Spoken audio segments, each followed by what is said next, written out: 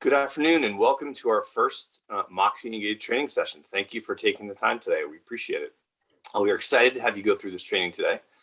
Just want to give a couple of things what's going to happen after the training before I turn it over to Dawn. After the session, we are going to have a follow-up with a detailed email about how you access MoxiEngage over the next couple of weeks during this trial period. It's also going to include information about where to send product feedback and ask for help during the trial period. This email will go out tomorrow to everyone on the call. There will be additional trainings in the next 3 or 4 weeks or so. So be on the lookout for invites from Tony Crystal. Once again, thank you all for taking the time and we appreciate it. And now I'll turn it over to Dawn. Thank you so much. I appreciate that. Welcome everyone to our session on MoxiEngage. My name is Dawn McClellan and I am the training manager here with MoxiWorks. I'm also joined by Taylor Jamero, who's your account manager, and she is currently muted right now because her building is going over fire drills at the moment. So we're going to let her worry about that, but she will help answer any questions that we might have during the session. So you may notice that you are all muted and I cannot see you, but I do want to know any questions that you have. Please go ahead and use the Q&A box that's in the bottom section of your Zoom control panel or the chat box to send us and type us any questions that you have throughout the session. And Taylor and I will be keeping an eye on that, and we will be doing a Q&A session towards the end. One other little tip and trick here is I'm going to be clicking on different things on the screen, and it's actually easier to see that if you are watching the screen I'm sharing in full screen mode, and you might tuck my face someplace smaller to the side. And then that way you'll be able to see the majority of what I am sharing with you. So let me go ahead and dive into my demo here on my introduction. Now that we are through the housekeeping portion. So we are going to be discussing MoxiEngage today. We are going to be doing an overview of Engage and kind of why we built it, what the methodology is behind it. And then I'm going to take you through a live walkthrough, and we'll discuss some of the ways in which you can get started, but also some of the really cool things that are available inside of Engage that you can start building on over time. So why did we build MoxiEngage? Well, we built it to help agents like you stay top of mind with your existing sphere of influence. So these are the people you already know. They already know, like, and trust you, and they can bring you that repeat and referral business. So that is the entire methodology behind MoxiEngage, is staying top of mind with your people. But we also want you to be able to achieve a goal. So we ask you to set a goal, and then we are there to help you achieve that goal, help you do what needs to be done when you need to do it. Because we are software, we're going to automate as many repetitive tasks as possible, but also those repetitive tasks, some of them we do want you to engage with, pun intended. So we've automated where appropriate, and I'll talk a little bit about that when we get into our live demo. And then the more you use MoxiEngage, the better it will learn how you work as an agent and start providing some additional feedback in the goals module to let you know whether or not you are achieving or going to achieve the goal that you have set for yourself. And this is a known methodology, staying top of mind with your person. It's known to be downturn resistant. We have seen it actually in action time and time again, from the 2007 and 8 Great Recession to the beginning of 2020, when everything kind of took a dip for a little bit. And this has been a methodology that stays consistent and is downturn resistant.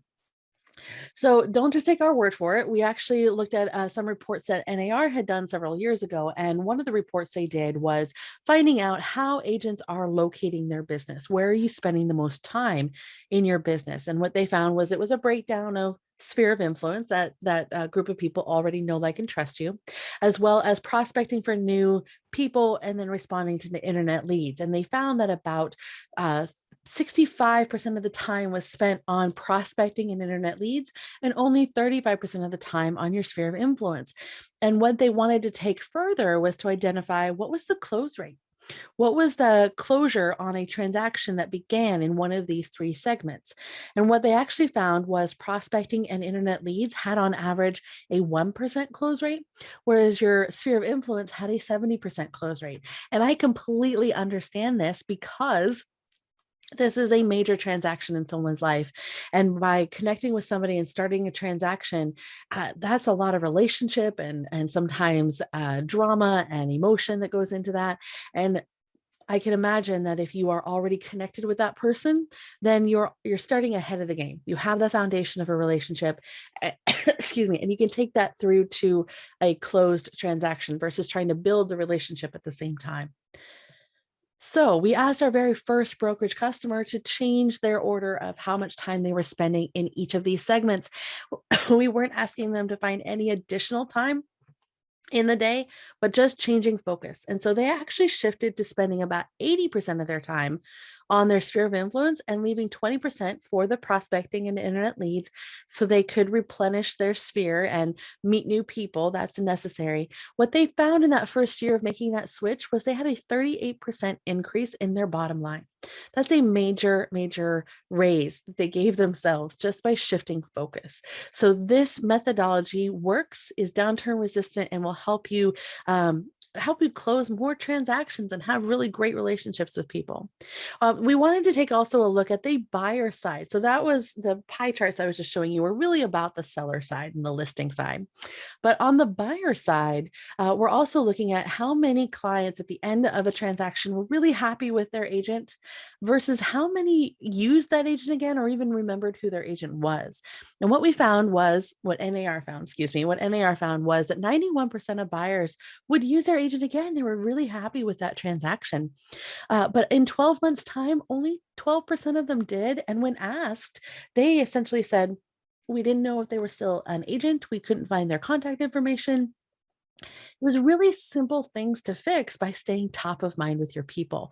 So this is why we have this methodology and why we built MoxiEngage.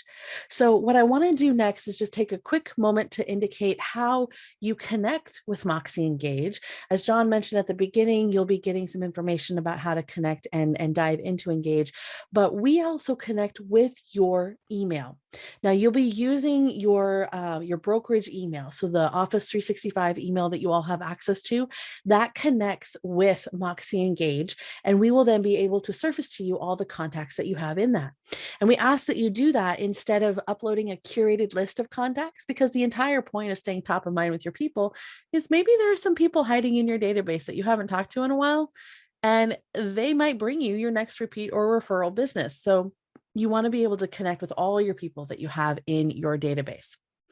We also ask you to set a goal when you first sign in. So you click on that button to access Engage, it'll sync and connect to your email, and then it'll ask you to set a monetary goal for this calendar year.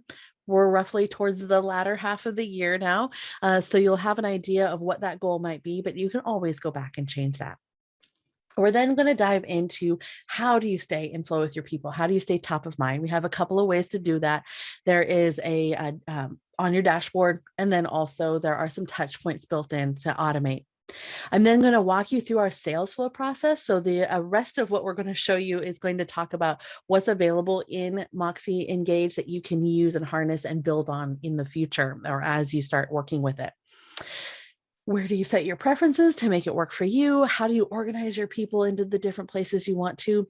We're then going to do a Q&A at that moment, because I know that we want to make sure we cover the majority of what we're talking about and have a time for a Q&A, but we are also going to cover the manager dashboard. And some of you may not be interested in that part, and we wanted to give you an opportunity to jump off the webinar at that stage. So we'll do a Q&A and then we'll go into the manager dashboard.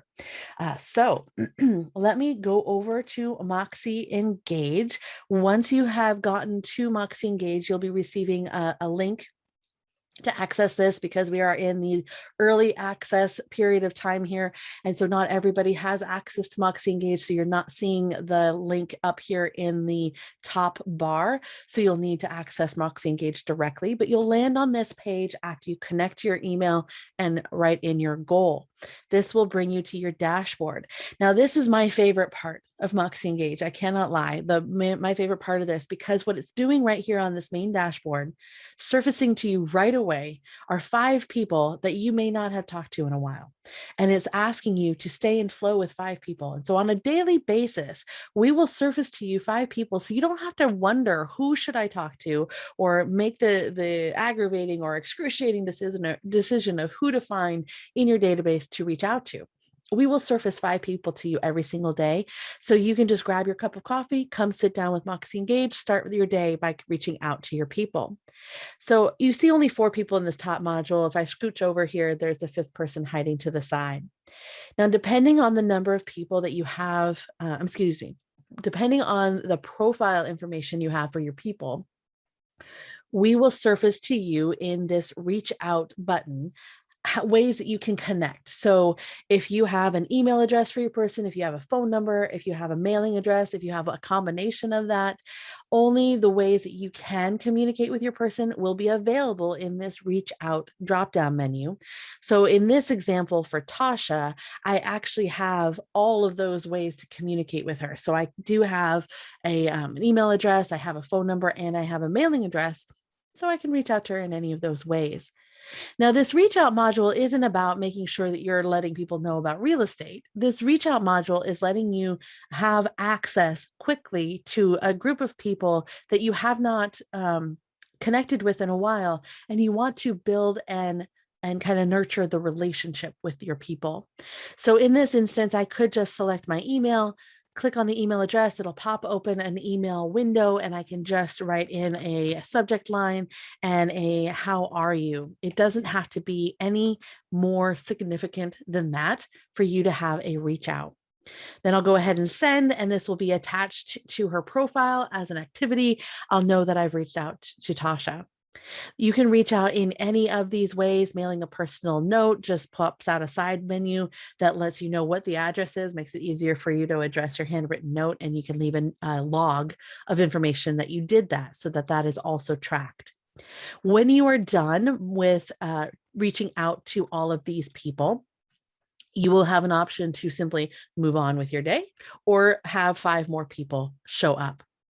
The other thing that I wanted to mention here excuse me, is all of the other options that are available on this screen. So your dashboard is really your access point to a number of other things to just kind of keep track of where you are in Engage. Over on the right-hand side, you can see the different tags that are here, and these are going to drop you down the menu. Activity feeds going to just show you what's going on. To-do list shows you what you have to do today, as well as any tasks that you need to run through the sales flow, which we'll get to in just a second.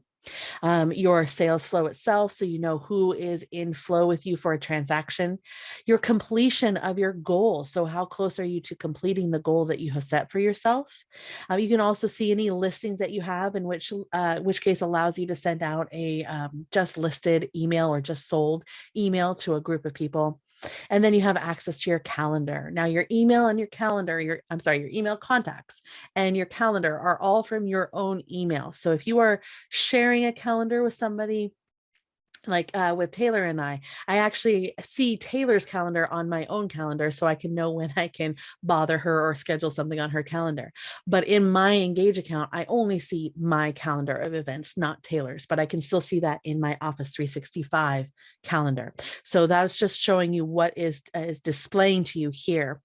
Additionally, you can sort these in whatever order makes sense. So if you want your goals completion to be further up the top, you can move that, click on it, and it will bring you to that module on this screen. But my favorite piece of this is, without a doubt, the Stay in Flow module. Now, one of the next things we want to talk about are other ways to stay top of mind, and you can do that through touch points. And we actually have 2 touch points that I want to talk about. There are more in here, but there are 2 that I want to really highlight. And the first is called Neighborhood News. Now, Neighborhood News is a market snapshot email. It's a set and forget campaign that allows you to kind of like a drip campaign. It'll go out once a month once you have subscribed somebody to receive that.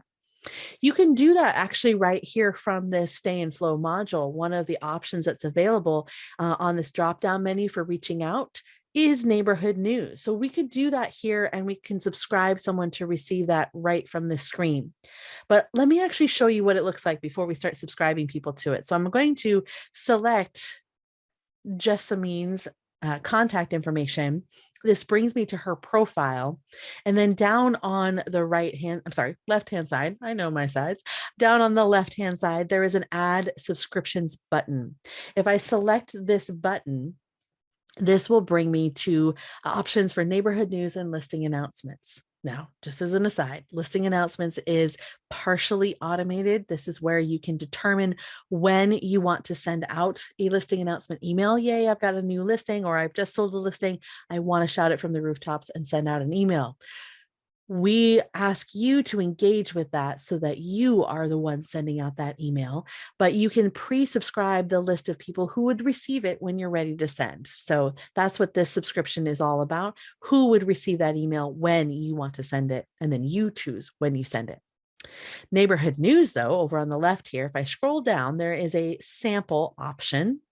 And we can preview what this looks like. So this is a market snapshot. It is a trend report of what's going on in a specific area. If I scroll down this a little bit, the preview has just kind of the top portion of the report.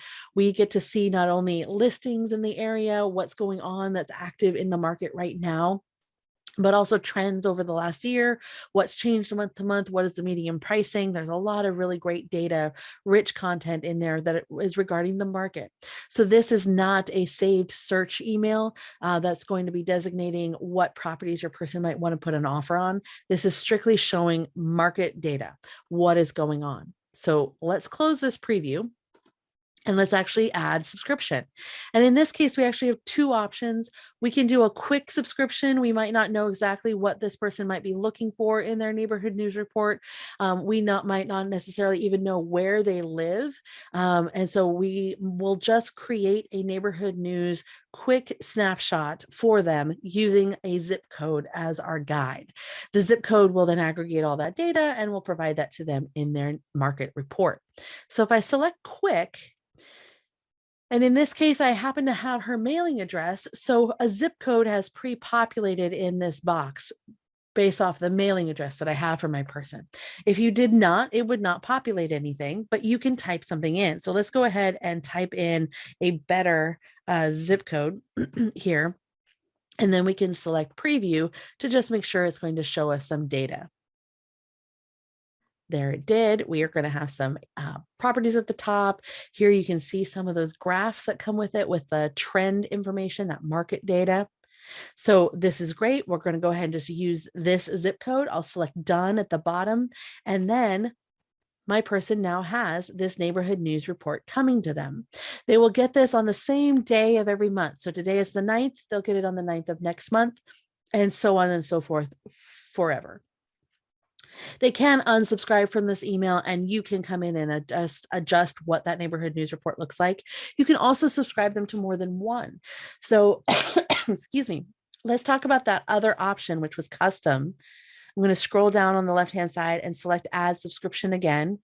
And I'll select add subscription for neighborhood news. And then I'll choose custom. Now, custom is really going to help when you have someone who might be in a specific area. Maybe the zip code is too narrow, or in some cases too broad to really tell what's going on in a certain area. And my best example actually of when you'd want to use custom is based off of a neighborhood that's here in the Seattle area. There's where MoxiWorks is headquartered, there's a neighborhood called Queen Anne. And Queen Anne is my favorite example about this, because at the top of that hill, Queen Anne is a hill, at the top of the hill are these massive single family Queen Anne style mansions. Beautiful properties. And at the bottom of the hill, lower Queen Anne, are these massive, beautiful condos and townhomes. All have great views of Elliott Bay, and it's just a beautiful place to live. But completely different styles of property. So if I'm sending a neighborhood news report to someone that lives on Queen Anne, they happen to live in the single family property.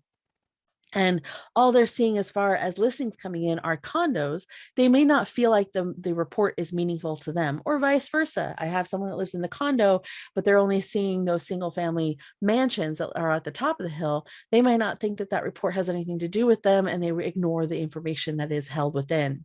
So you can actually customize the neighborhood, the price point of the property that will show, beds and baths, and even property styles. But again, this is not a saved search. This is simply providing context for your person so that they will take in the rest of that data in that market report. So here I'm going to go ahead and just type in White Plains. That'll change where my search area was. The original search on there was based on the address I have for my person. So you can quickly use the address area for your people as well. I can then change my Dawn, filters. sorry to Yeah. interrupt, Dawn. We're just getting a couple notes that the screen share might be frozen. We're still seeing the neighborhood news preview Really? report. Yeah. Hang on. Oh, and my control panel is frozen as well. Well, that's not fun. Let me stop my share and let's see if we can try that again. Thanks, Dawn. Sure.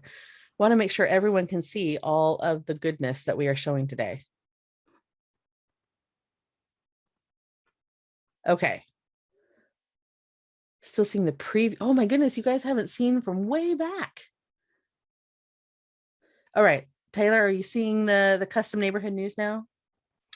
I am not, no. No. Oh, this is so sad. Hang on, let me try one more time. All right, are you seeing my face nice and big now? That's right. Okay. Well, at least that part is working. My Zoom control panel is just not, it's not showing up, guys.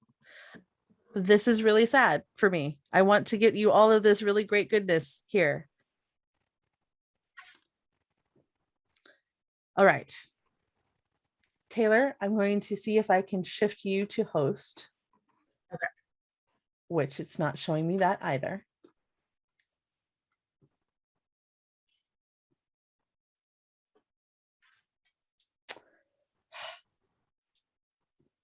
Everyone, my sincere apologies. This has never happened to me before in the history ever. So I want to make sure that you are going to get everything you need, but I am going to actually exit myself. I hope it does not stop the webinar, and I will come back in, and hopefully Taylor will still be available for you while that happens. So let me do that really quick. If it kicks you off, please rejoin as soon as possible because I will be starting it up again. So I will be right back.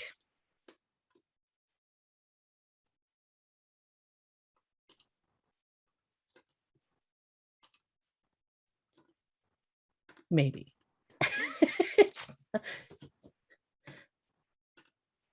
Give me just one moment, please.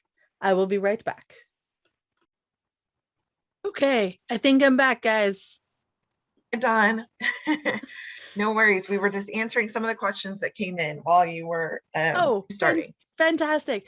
I cannot tell you how embarrassed and how apologetic I am about that happening. So let us try and dive in as quickly as we can back into neighborhood news. So you all saw the quick zip code only preview, correct? Is that where we were, Taylor?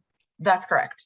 Okay, so let me quickly show you the custom portion of that, and then we can jump on to other really cool things. So let me come back into reach out for Jessamine. You saw how you could go through it on the individual profile. Let's just do it right here from the reach out stay and flow section. We are going to select neighborhood news, and we are then going to select custom. So the custom feature allows you to make some adjustments. So right now it's basing it off of the zip code I have for the profile address I already have in this person's profile. So I'm just going to come up here and type in White Plains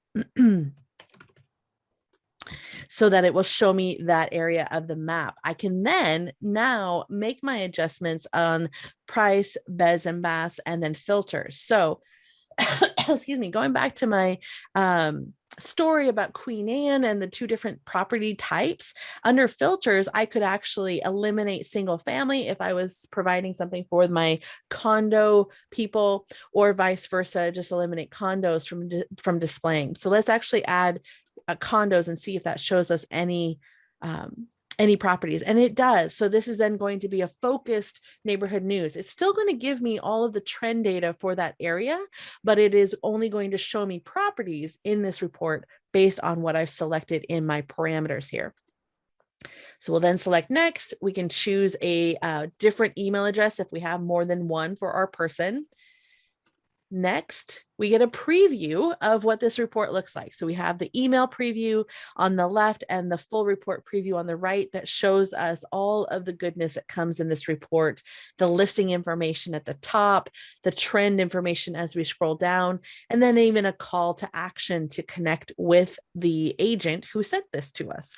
So this is a great way to just get this information out there. They see your name, they see it related to real estate. So when they actually do need that information from you, they can reach out, have that conversation started with you, and then you can start providing them some really more pointed and direct help and guidance.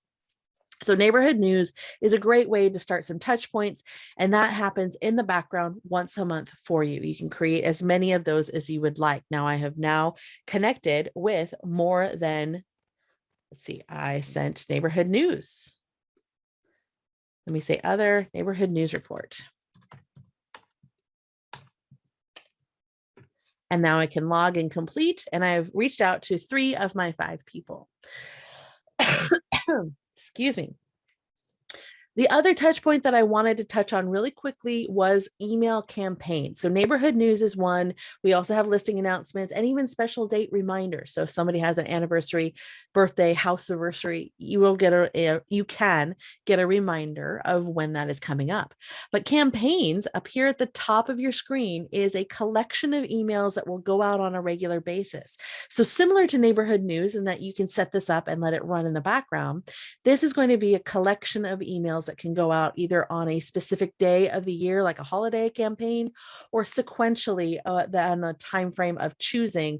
If you want to have somebody get an email once a week from you throughout a transaction, or you want to have just this regular contact with your person. I can tell you that your team at Houlihan Lawrence has been creating really great campaign content. So to start a campaign, you actually need to find it from your library first. Up in the upper right-hand corner is a blue button that says Add from Library, and this is where you can then look through the library of content that's going to be available for you. So we have holiday campaigns right now and seasonal campaigns, and those other campaigns will start to populate and show up in this library as well. You can preview right from here.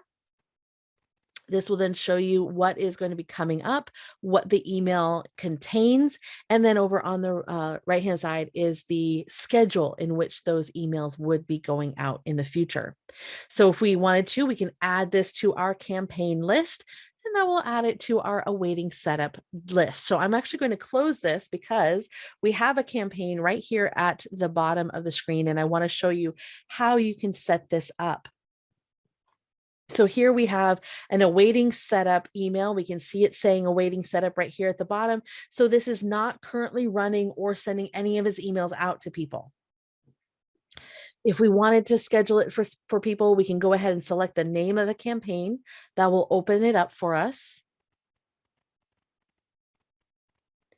And once this loads, we can confirm the people that are currently added to it. Right now I have 3 people, but if I had not yet added anybody, it would ask me to set this up. I'll click on recipients. I can edit the number of recipients, or I can add more recipients.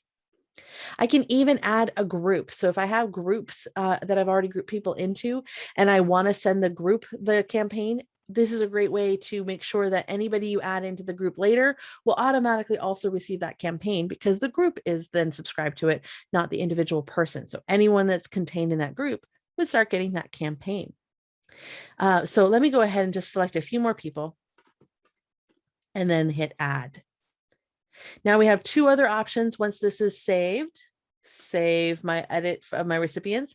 We have two other options. I can either finish this later, so it saves it as a draft, or I can hit run campaign, and this will then start running that campaign. And if it's a sequential one, it'll send out right away, or whatever that first scheduled email is. Or if it's like this one, which is on a specific calendar day of the year, the calendar day when that arrives, that's when the email will then be sent.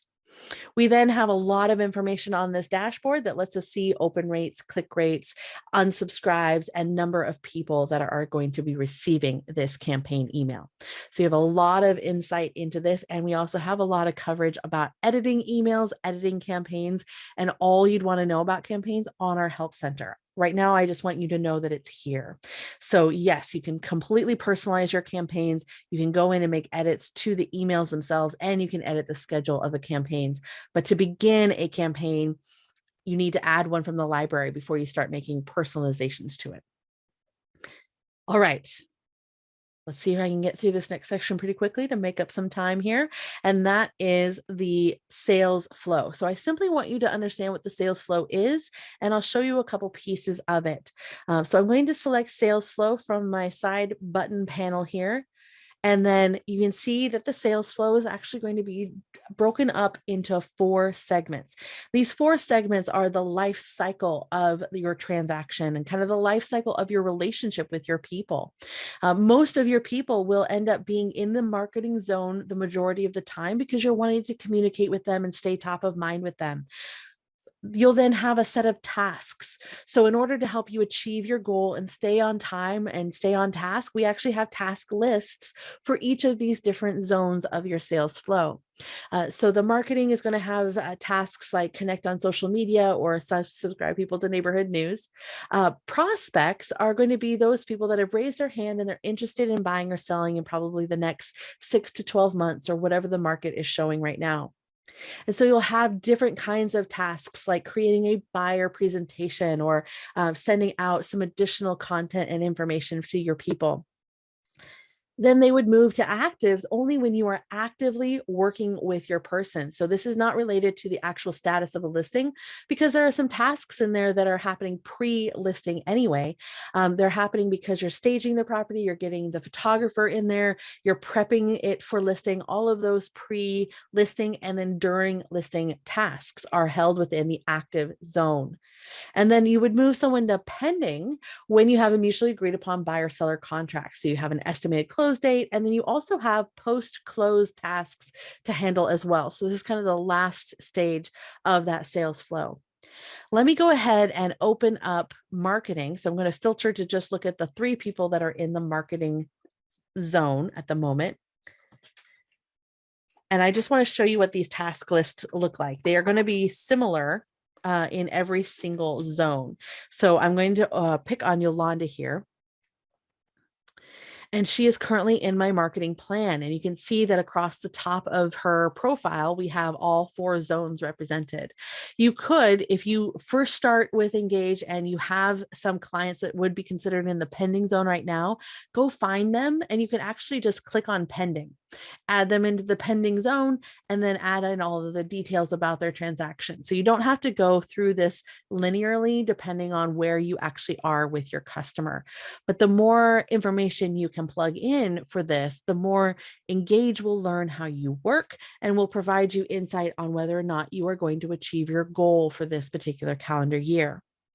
Once you've moved someone into marketing, you can scroll down and see all the different tasks that are available. You can mark tasks as complete just by clicking on the checkbox. You can also open up a task to see what it is saying. And there are some that have a green call to action button on them that allow you to do the thing you're looking to do. So schedule a meeting. This pops out a meeting scheduler and sends out an invitation to the person to attend this meeting with you. Once you're ready to move on and move this person forward in the sales flow, let's say Yolanda has raised her hand and she's actually interested in buying or selling. Select make this person a prospect and then answer the questions from the top down. Is this person a buyer or seller? In this case, she's a seller. This will also then pull in automatically the address information about her current mailing address that you have in the profile. So fill in all of the details that you have and then select done. So this will move you into the sales flow, the sales portion of the sales flow. And these are going to then have different tasks. So again, you can mark them as complete. You might have something that has a green call to action. So schedule a property walkthrough will have that button in there. You can also delete a task if you don't want to use it, and even add a task up at the top. Add a task if we haven't included an item that you would need to do. And then if you find that you're constantly adding in the same task over and over, I'll show you where you can update your global task list so that it's impacting everybody. So once you have moved your person all the way through the sales flow through to pending, so we can jump to pending right now if you want to, I'll indicate that our close date is probably the end of this month. Hit yes. I then be asked to add in some additional details like what MLS number is this with? Well, let's say that this is a non-MLS and I'm actually helping Yolanda with some paperwork for sale by owner. So I'll make this non-MLS, and then come down to the bottom and I'll actually enter in my commission rate, which might be a flat fee in this particular instance. And she's paying me $2,500 to help her with that paperwork. I'll then select done. And then I have my end of transaction task lists to do. Click on tasks. If I am ready to close this, it's just close transaction, fill in the extra details, hit continue, and then she's moved back into the marketing zone on your behalf and added in as a past customer, past buyer or seller. So the sales flow is strictly to keep surfacing to you the different tasks that you might need to do at any one point in your transaction lifecycle. And the more you work with this, the more the goals section will be able to tell you whether or not you are going to achieve the goal you were setting. Learns how you work. So that task list has a global task list in our preferences panel. So in the upper right-hand corner, there's a selection gear. If we click on that, we'll go into our settings, and this is where we can update the task list through our task manager. There are other settings that are in here, like how do you want to deal with leads that come in, maybe leads that are coming in from a website or through your Zillow Tech Connect. So you can set that up. You can also set your reminders for special days, whether that's birthday or anniversary or house anniversary, and even your notification on neighborhood news unsubscribe. So you've got a lot of options for setting up your preferences. But what I want to cover here is that task manager. So under task manager, we've broken up the tasks into two zones here. Marketing tasks. So this is where the majority of your people will be. And you have an option to customize either tasks that are related to someone that's been a lead through the marketing plan, or you've put them into the marketing plan. And then if they move into prospects, active or pending, they are considered part of that sales plan, the sales part of the transaction flow. So we have the buyer and seller plan broken up. If I wanted to customize, let's say the seller plan, I'll select customize, and then I have the three zones represented at the top. I can then choose to delete a task by just clicking the red X. If there is a grayed out X, this one is not removable. We still want you to be able to do that.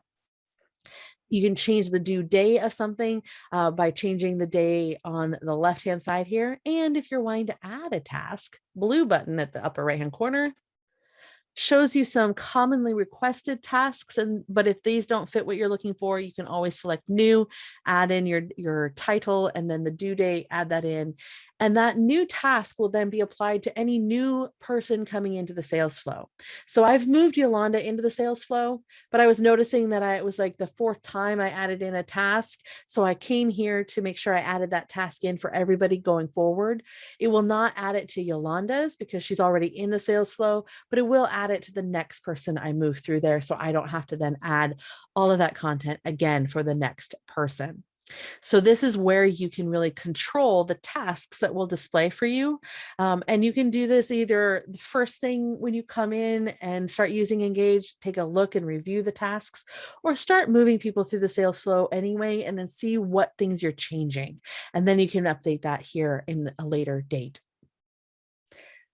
All right, we are edging into our Q&A time, but I do want to come back to the My People screen, which is where you're going to find all of your people. So we've talked about staying in flow on the dashboard. We have already connected our people and we've set our goal. We've set up our touch points either through neighborhood news or through campaigns. And now we want to actually filter our people where they need to be. Well, I made a comment before that if you have people that are in the pending zone, you would just move them into the pending zone automatically. Just go into their accounts, go into their profile, select add transaction. So we'll do that for Wesley here right now. Not Wesley, excuse me. He is listed as a recruit. So he has been organized into a different area. Let's go with Vernon instead. So up in the upper left, you can see add transaction, and then we can add in those details and then move him into pending. So we can do that with all of the people that we're currently pending with. That's going to be a smaller percentage of the people that you have worked with or you have completely in your database. Find the people that you're actively working with next. Again, it'll be a smaller percentage of your total. And then once you get those two categories filled in, come back to the My People screen where you can see everybody. And there is a categorize wizard over here on the right underneath filters. And this is actually going to help you categorize the rest of your people. We'll surface 6 people to you at a time, and we'll simply ask a couple of questions. So the first question to answer is this person a client or not? So you might have someone who is a coworker or a vendor or a contractor that you're using. You can mark them as a non-client. And then if they are a family or friend, mark them as personal. If they're a contractor or a vendor or a coworker, mark them as a collaborator. This will allow you to still send like a just listed email, a subscription, a neighborhood news, a campaign. They can still get your marketing tools from inside of MoxiEngage, but they're not going to impact your sales flow. So they won't impact your goal for the year. Or if you don't want to see their face or their name or anything like that inside of Engage, you can actually remove from Engage. And what this does is simply hide their name from view in Engage. And they don't have the option to get anything that you might subscribe to them. But they are still going to show in your email database because we will never delete anybody from your email database. We are simply showing them to you or not showing them to you. So in this case of remove from Engage, that's all it's doing is hiding it from Engage view. If this person is a client, we're asking if they are a current, past, or potential client. So if they fit into one of those 3 categories, click on client. And then if they are current client, mark buyer or seller prospect. If they are not current, mark marketing plan. If they are a past, this is where you can designate if they have been a past buyer, seller, or both. Or if they never have been, you can designate none of these and just add them into the marketing plan. So really quick way to get through organizing your people. Taylor, we have a few minutes for answering some questions before we dive into the manager dashboard. Yes, thank you, Dawn. So I'm going to tackle some of the questions that came in the Q&A section first. Some questions about neighborhood news. So first, how often is neighborhood news sent out and is it in real time? Great question. So it is so let me answer the first one first, which is it goes out on the day that you subscribe it. So today is the 9th of the month. It will then use the 9th of the month as its designated send date forever. So it'll go out the 9th of next month and the 9th of the month after. So one time a month. And then the second part of that question, is it in real time? It is actually pulling trend data for the previous month. So we've aggregated all the information. So it's not showing anything that might have happened in the last couple of weeks, but it's showing what's happened in the previous month and then everything before that. So it is as up to date as the most recent month. Perfect, thank you. And then how do you do the neighborhood news with school districts? That's a great question. You can actually designate the boundary of neighborhood news. So let's go into Yolanda's account again. And if we go to subscriptions, we'll add a subscription and we'll go to the custom. You can designate by a boundary. So right now, let me change this back to over to White Plains instead of over here in Washington, White Plains. So you can see the boundary on the map is designating where we are viewing, and it's actually probably covering multiple zip codes here. So this might be too much data, but you can then select the draw tool and use a quick or multi-draw. So multi-draw just lets you put a bunch of different points on the map. And only this area would be used to showcase the trend data. Same thing with schools. So school attendance zones offer you the option to see the actual district boundaries or attendance zone boundaries and use that as your designated boundary for finding properties. So you can see it's only showing properties and trend data for inside the school district boundary. Perfect, thank you. Yeah. And then another question that came in, I'm seeing very similar questions come through the chat, which is, will Neighborhood News replace the monthly reports that we now send out by town? And also quite a few questions coming in about how some of these Moxie tools differ from your current tools that you're using at the brokerage.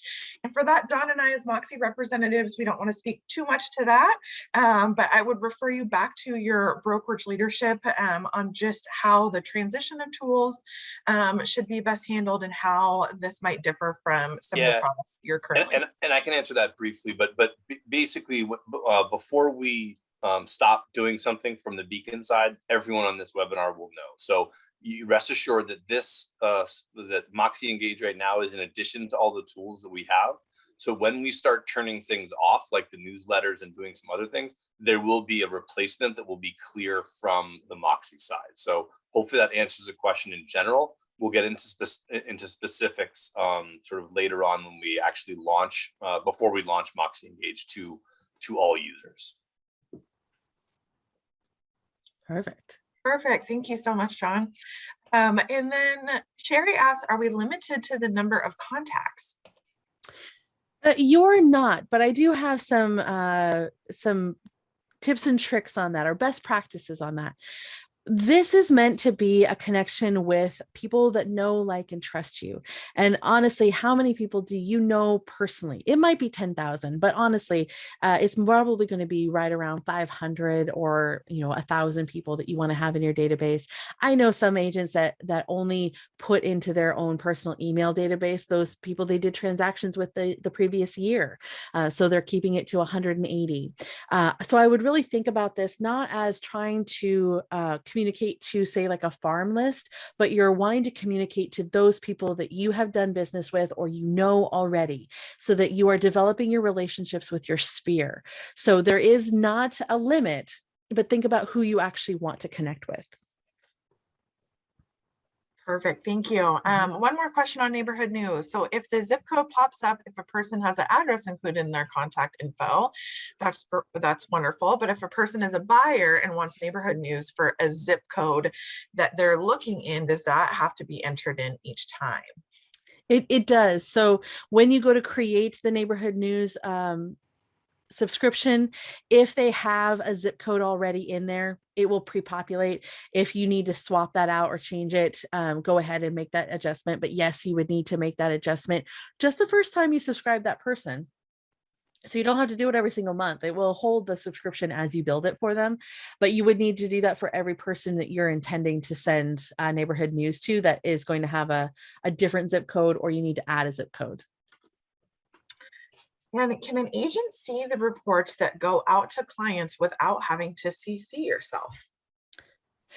Yes, actually you can. So it doesn't come into your email inbox, but when you subscribe someone to Neighborhood News, there is actually going to be, let me go out to Tasha. So, because I think she has one that I subscribe to her too. It will actually have a, I'm completely wrong there. Jasmina. It will have a preview button available for you. So let's go look at this particular one. You have details of when this email went. If they have opened it, you'll see all that information. And then under the details, you'll have more, and you can preview this. So you can actually see that month's data populated here. And you also know where it was sent, what the zip code was or what the custom options were. So you can look at this too without having to CC yourself. Perfect. Thank you. I Mhm. think the screen might be frozen again. We're still seeing a transaction list.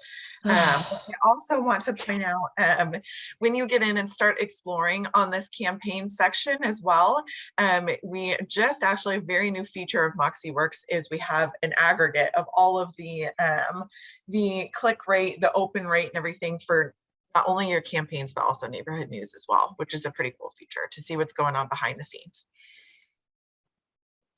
And let's see here, a couple of questions about campaigns, clarifying editing the campaign schedule. I was under the impression that if we changed the date, the campaign would break sync.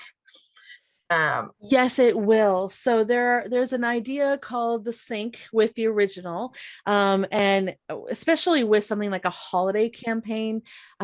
When we get to the end of the year, you'll need more emails for the next year for those holidays. So if you change anything about the campaign, and by anything, I'm simply meaning you add another email to it, or you change a day that the campaign will go out or that email will go out, that will actually sever the connection with the original, which means any update that happens to the original campaign by your brokerage or by MoxiWorks will not automatically funnel to the campaign you have running because that has broken the sync. That's okay though, because if you want to go find those emails, you can still go to the library and re-download and add in the additional email. So if you really need to make that change, make the change because you can still access those. It'll just be more manual than it will and not the automated. If you want to leave it automated completely, don't make a change to anything in the campaign itself. Now, that being said, you can also make a change to the email, and that will sever a connection with the original email, but it will not change the campaign. So if you're simply wanting to add in some additional content, like maybe just a additional context or wording from you, you can do that by going in and editing the email, but the campaign itself will still stay connected to the original because the dates haven't changed and that kind of thing. So yes, you can break that connection, but you can always get the new information manually. Perfect. Thank you for clarifying. And if a contact unsubscribes from neighborhood news, do they also unsubscribe from all my other emails? This is a great question. We are in the process of building, and Taylor, you might have an idea of when that is coming. So to be determined, but we have a screen that will show up where it will allow someone to select the kinds of things that they would like to receive and what emails that they would like to be unsubscribed from. At this time, however, if they were to unsubscribe from neighborhood news, they would only be unsubscribed from that neighborhood news and for that zip code. So if you have 3 or 4 neighborhood news emails going to that person, you would still have the other ones continue to go. So it doesn't eliminate everything. It's just the one email that they were getting. Perfect. And a question about task plans. Can you share a task plan and progress on tasks with the client?